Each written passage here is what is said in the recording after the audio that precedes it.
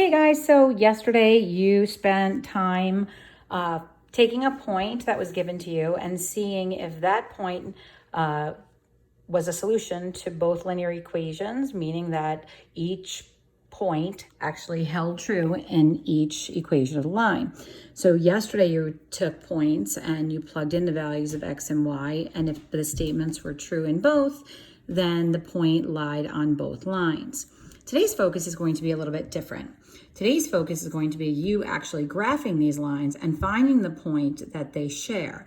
So if a point is on two lines, then it is the point of intersection of those lines. So let's take a look at what we're talking about. So these are systems of linear equations. This is the case that you expect to see the most, where you see two lines that are intersecting, and this point right here will lie on this line, and it also lies on this line. So it is actually a point on both. So it's actually a solution to both. So to the system, this point, this x, y, whatever it is the actual solution to the system. But then there's this case where you have parallel lines. Parallel lines have the same slope, but different intercepts, different y-intercepts. So they'll never intersect. If they never intersect, then they share nothing. If they don't share anything, they can never have a solution. So this is your no solution situation. And then there's times where you can see how this is much darker. It's because two lines are lying on top of each other. If the line is lying identically on top of the other line, then they're sharing every single point. So we call that all solutions or infinite solutions. So as we move through this, you're going to see it's very simple to graph lines. You're going to begin with your y-intercept, and then we're going to move the slope. We've done this many, many times.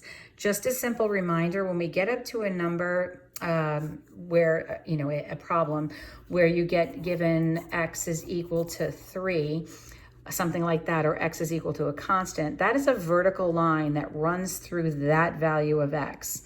Remember that this is a line, when you think about the way that it functions are, this is the only line that is actually not a function.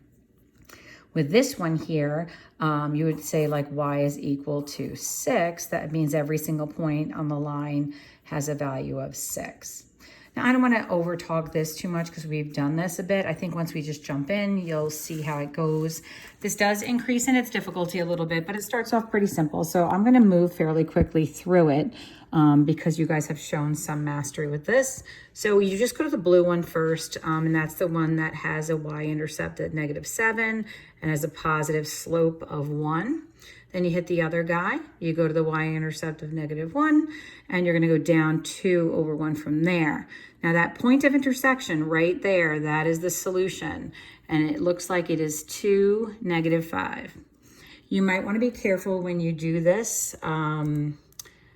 Sometimes when you zoom in, it does move the accuracy of your line, so just be careful there.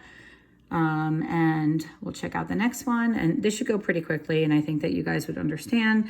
We're going to hit the y-intercept of 3. It's going down 1 over 1. Hit the other line at the 1. We're going to go down 2 over 1. The point of intersection is at -2, 5. So we're going to go 2, -2. We'll hit the tab button and then the 5, and we're good there. All right, so once we get up into the 50s, things get a little interesting. But let's take a look here, because this is the first one that you've seen where you have y is equal to a constant. Now let's just show you what we're talking about over here. What that's basically saying is every single point has the same y value. So every single point here has a y of 2. So if I go 0, 2, then 5, 2. See how every single point, sorry, that was 3, 2. 5, 2, 8, 2. Everything will have a y of 2. Now here's a common mistake that I just made that some of you might make as well. You see how this is green and says y equal to 2, and I did it in purple? I'll get this problem wrong because of that. So you want to make sure you're doing the right one at the right time. So that's the green line. And then this guy is your -1, and you're going down 1 over 1. Hold on one second. And it looks like we're crossing here at -3, 2. So I'm going to put that in, tab 2. Okay. And here we are again with this constant one more time. So y is at -6. I'll make sure I hit the right one. I like to get those out of the way quickly. This one is at -3 because the y-intercept is there. I'm going to go down 1, 2, 3 over 1. So I hit that one wrong. And the point that they're intersecting at is at 1, -6.